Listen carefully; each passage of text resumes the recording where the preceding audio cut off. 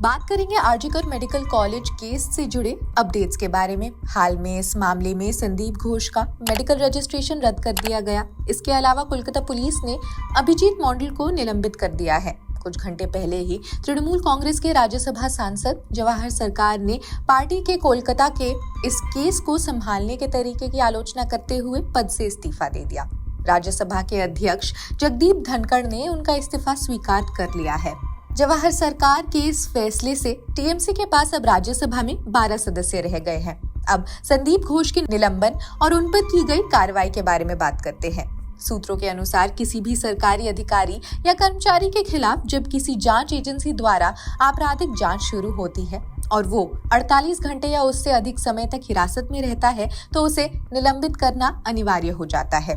तो पश्चिम Bengal medical council ने 7 सितंबर को घोष को एक शो कॉज नोटिस जारी किया था। इसमें उनसे 3 दिनों के अंदर जवाब देने को कहा गया।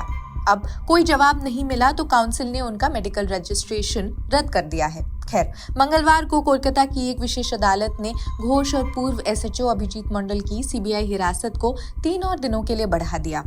इस भयावह बलात्कार और हत्या के मामले में आगे की पूछताछ तो जारी है।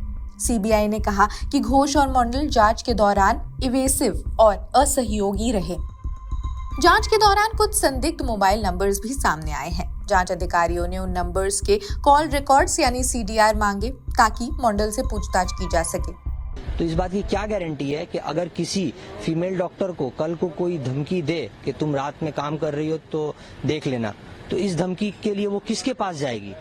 ये तो अभी भी इसका आंसर नहीं है। ये हमें मौखिक तौर पे कहा गया है कि ये होगा, लेकिन हम जब तक हमें एक डायरेक्टिव ना मिले तो हम किस बात को लेकर पब्लिक के सामने या लोगों के सामने आएंगे कि हमने ये अचीव किया है या हमें ये मिला है सही तौर पे।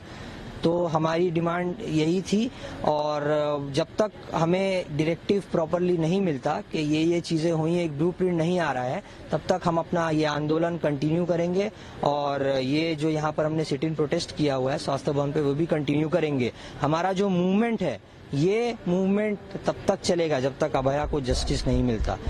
कोलकाता केस में जूनियर डॉक्टरों का विरोध प्रदर्शन अब भी जारी है। राज्य सरकार की तरफ से कोशिश जरूर हो रही है कि अब सभी डॉक्टर्स काम पर वापस लौटे, लेकिन जमीन पर स्थिति इससे उलट दिखाई दे रही है। डॉक्टरों के मुताबिक उन्हें मौखिक आश्वासन तो सरकार से मिल रहा है, लेकिन लिखित में कुछ नहीं दिया जा रहा है। खैर, ये पहली बार नहीं है। ऐसे में पारदर्शिता की कमी भी नजर आ रही है। लेकिन काम पर डॉक्टर्स लौट क्यों नहीं रहे हैं? We have decided to send a delegation team to join our seniors and to let them in their calls. We have also decided that as our Honorable Chief Minister has kept reminding us, and as we know that there have been floods in different parts of the state and people are in lots of trouble, we would like to help them out in this situation of need.